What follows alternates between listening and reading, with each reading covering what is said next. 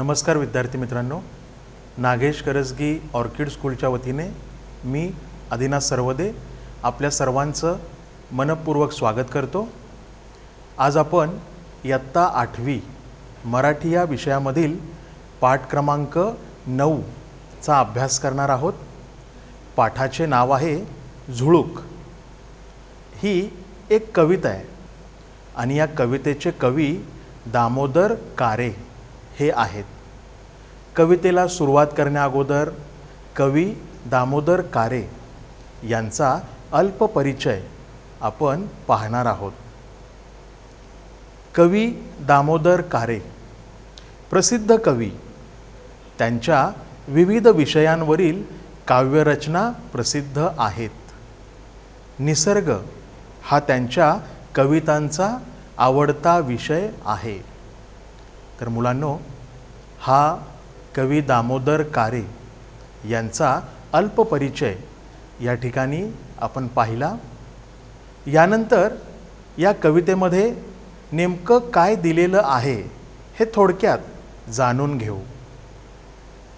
आपण वाऱ्याची झुळूक झालो तर कोठे कोठे जाता येईल, काय काय पाहता येईल आणि कोणकोणत्या गमती जमती करता येतील याचे मजेदार वर्णन प्रस्तुत कवितेत कवीने केले आहे। मुलांनो, कवींना वाऱ्याची मंद झुळूक बनायचे आहे। झुळूक म्हणजे मंद वारा, हवेचा लहानसा झोत। मंद वारा झुळूक बनून कवींना वेगवेगळ्या ठिकाणी जायचं आहे, वेगवेगळ्या गोष्टी पाहायच्या आहेत, अनेक गमती जमती करायच्या आहेत। तर या सर्व गोष्टींचे मजेदार वर्णन कवींनी या कवितेत केले आहे। चला तर मग या कवितेला सुरुवात करूयात। वाटते सानुली मंद झुळूक मी व्हावे, घेईल ओढ मन तिकडे स्वैर झुकावे।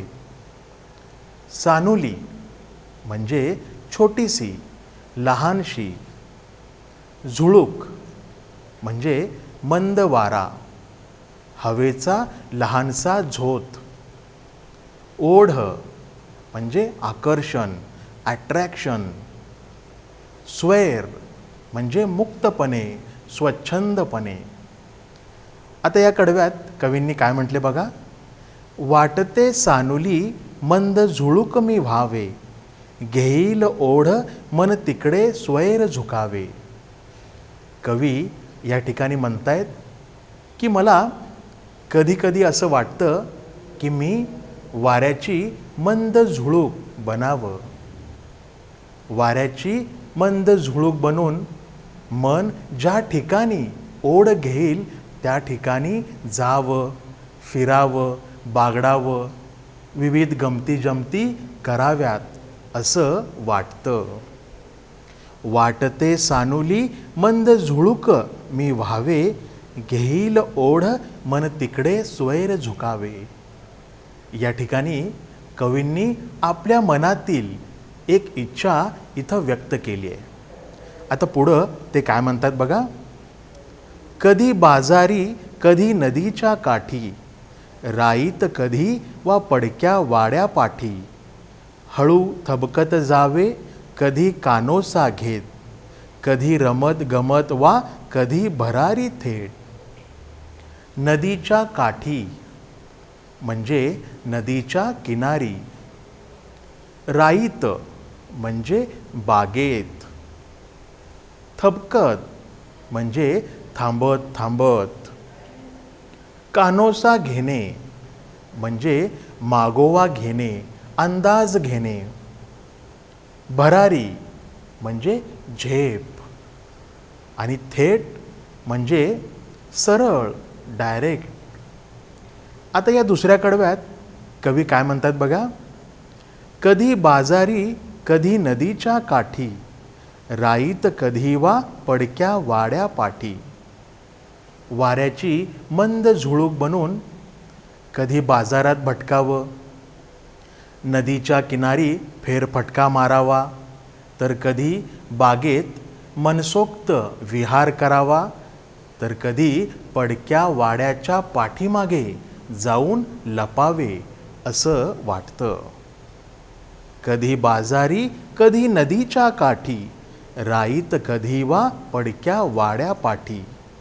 हळू थबकत जावे कधी कानोसा घेत, कधी रमत गमत वा कधी भरारी थेट. बाजारी, नदीच्या काठी, राईत, त्याचबरोबर पडक्या वाड्याच्या पाठीमागे या सर्व ठिकाणी कवींना हळुवारपणे थपकत थपकत आजूबाजूच्या परिस्थितीचा अंदाज घेत, मागोवा घेत, तर कधी रमत गमत, तर कधी थेट भरारी मारत त्या ठिकाणी जायचं आहे. या कडव्यात कवींनी विविध ठिकाणांचा उल्लेख केलेला आहे. त्याचबरोबर त्यांच्या प्रवासाचे स्वरूप या ठिकाणी सांगितले आहे. आता पुढं ते काय म्हणतात बघा. लावूनी अंगुली कलिकेला हळुवार, ती फुलून बघे तो व्हावे पार पसार. परी जाता जाता सुगंध संगे न्यावा, तो दिशा दिशातुनी फिरता उधळून द्यावा. अंगुली म्हणजे बोट, फिंगर. कलिकेला, कलिका म्हणजे कळी. पार म्हणजे एकदम, टोटली, कम्प्लिटली. पसार म्हणजे पळून जाणे. परी म्हणजे पण, परंतु. सुगंध म्हणजे सुवास. संगे म्हणजे सोबत. आता या कडव्यात कवींनी काय म्हटले बघा. लावूनी अंगुली कलिकेला हळुवार, ती फुलून बघे तो व्हावे पार पसार. वाऱ्याची मंद झुळूक बनून कळीला खट्याळपणे अलगद बोटाने स्पर्श करावा. कळीची खोड काढावी आणि ती फुलून मागे वळून पाण्याच्या आत तिथून पळून जावे. लावूनी अंगुली कलिकेला हळुवार, ती फुलून बघे तो व्हावे पार पसार. परी जाता जाता सुगंध संगे न्यावा, तो दिशा दिशातुनी फिरता उधळून द्यावा. त्या कळीला अलगद बोटाने स्पर्श करावा. ती फुलून मागे वळून पाण्याच्या आत तिथून पळून जावं. पण जाता जाता त्या कळीचा सुगंध सोबत घेऊन जावा आणि तो सर्व दिशांमध्ये उधळून द्यावा असं कवींना वाटतंय. थोडक्यात त्या कळीच्या माध्यमातून कवींना आजूबाजूचं वातावरण सुगंधित करायचं आहे. वेगवेगळ्या छान छान गोष्टीसुद्धा त्यांना करायच्या आहेत. आता पुढं ते काय म्हणतात बघा. गाण्याची चुकली मुकली गोड लकेर, झुळझुळ झऱ्याची पसरावी चौफेर. शेतात पाचूच्या निळ्या नदीवर शांत, खुलवीत मखमली तरंग जावे गात. चुकली मुकली म्हणजे चुकार, सहज येणारी, रँडम. लकेर म्हणजे गाण्याची तान, ट्यून. चौफेर म्हणजे चहूबाजूला, चारी बाजूला. पाचू हे हिरव्या रंगाचं रत्न आहे. मखमली म्हणजे मलमल सारखे. तरंग म्हणजे लहरी, लाटा. आता या कडव्यात कवी काय म्हणतात बघा. गाण्याची चुकली मुकली गोड लकेर, झुळझुळ झऱ्याची पसरावी चौफेर.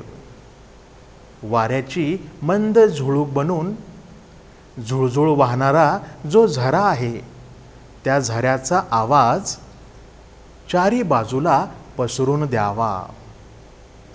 गाण्याची चुकली मुकली गोड लकेर, झुळझुळ झऱ्याची पसरावी चौफेर.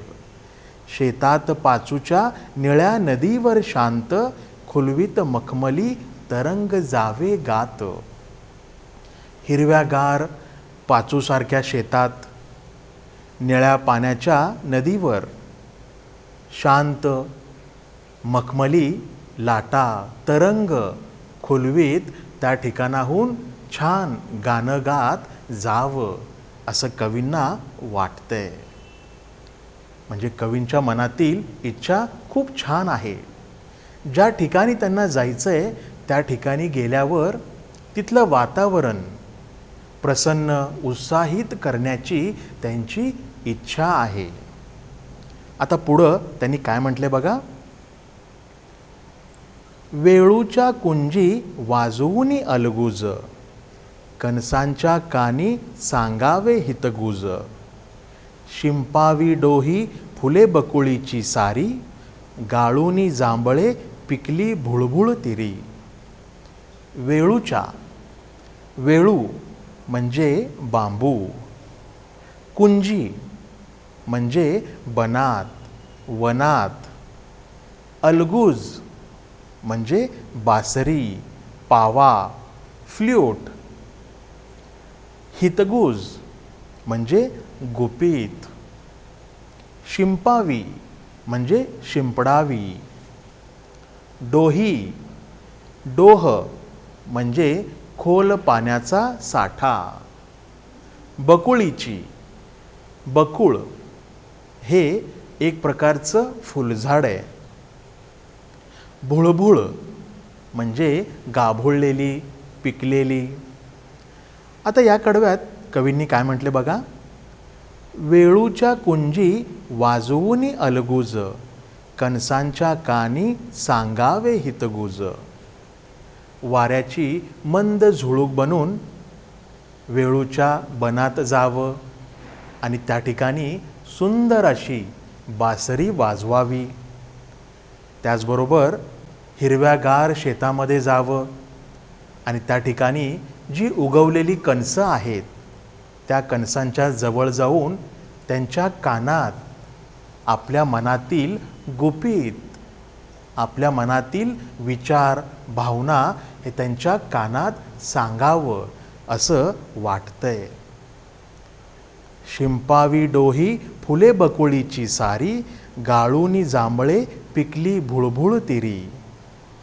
त्याचबरोबर खोल पाण्याचा जो साठा आहे डोह, त्या डोहाच्या बाजूला जी बकुळीची झाडं आहेत त्या झाडांना खूप सुंदर फुलं आलेली आहेत आणि ही फुलं त्या डोहावर सगळीकडं पसरून टाकावी.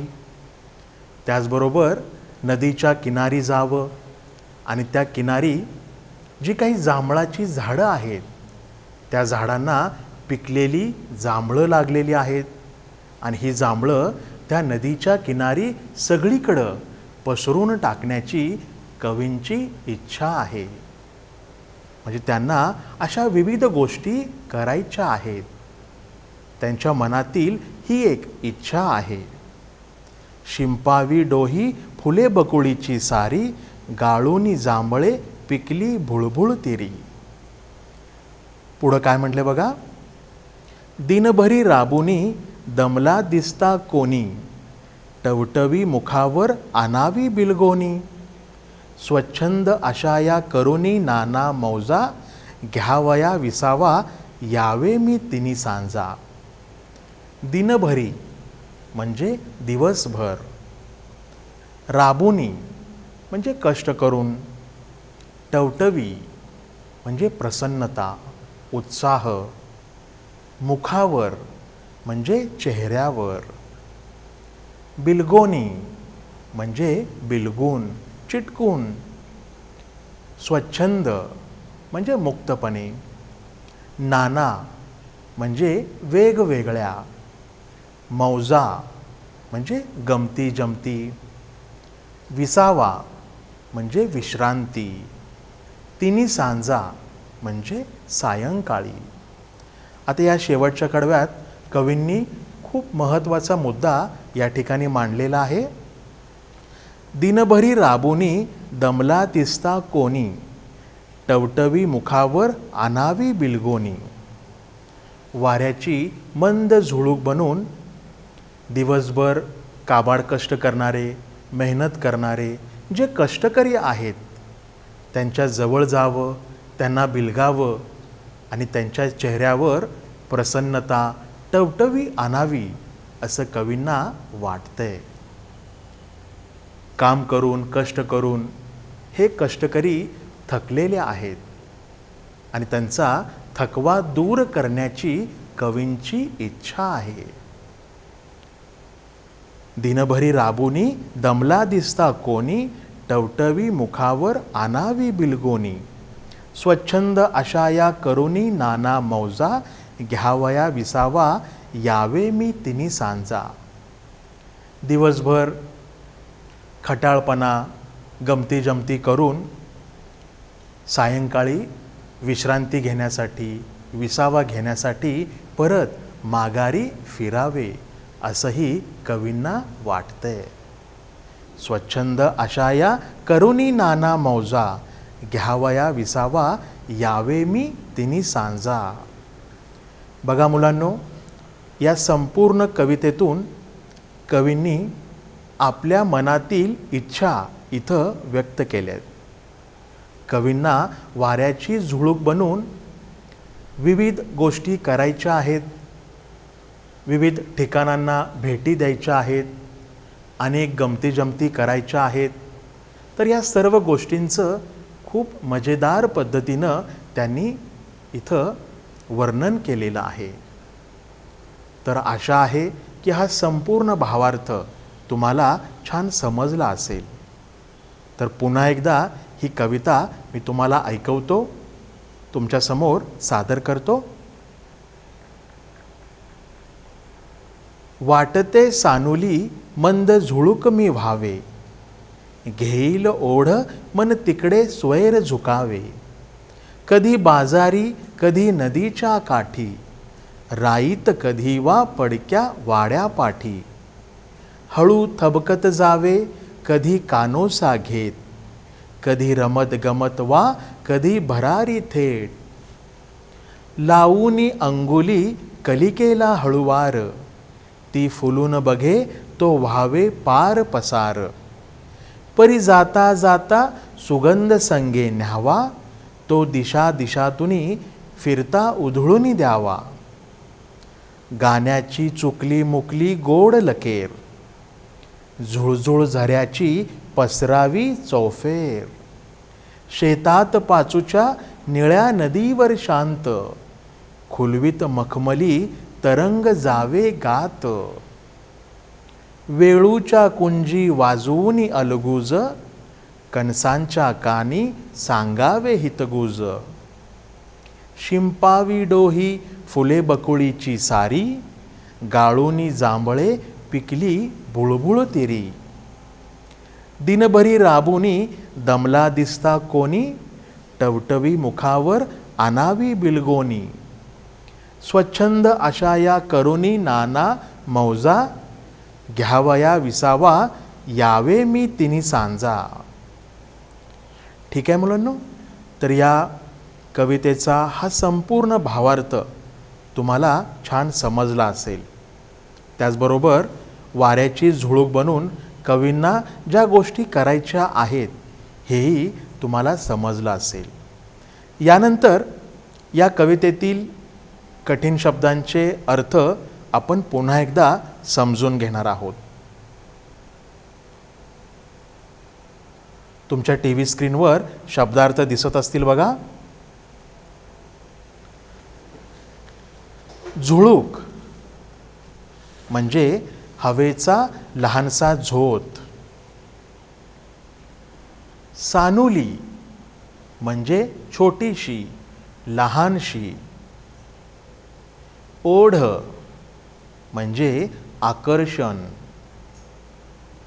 स्वैर स्वच्छंदपणे, मुक्तपणे. इंग्लिशमध्ये फ्रीली असे आपण म्हणतो. त्यानंतर झुकावे म्हणजे वळावे. काठी म्हणजे किनाऱ्यावर. राईत म्हणजे बागेत. वा म्हणजे किंवा और. थबकत म्हणजे थांबत थांबत. भरारी झेप. थेट म्हणजे सरळ, इंग्लिशमध्ये डायरेक्ट असं आपण म्हणतो. अंगुली बोट, फिंगर. कलिका म्हणजे कळी. हळुवार म्हणजे अलगद, हळूच. पार म्हणजे एकदम, टोटली, कम्प्लीटली. परी म्हणजे पण, परंतु. संगे सोबत. चुकली मुकली म्हणजे चुकार, सहज येणारी, रँडम. लकेर म्हणजे गाण्याची तान, ट्यून. चौफेर म्हणजे चहूकडे. पाचू हिरवे रत्न. मखमली म्हणजे मलमल सारखे. तरंग लाटा, लहरी. वेळू म्हणजे बांबू. कुंजी म्हणजे बनात, वनात. अलगूज बासरी. हितगुज गुपित, इंग्लिशमध्ये सिक्रेट असे आपण म्हणतो. त्यानंतर शिंपावी, शिंपडावी. डोह खोल पाण्याचा साठा.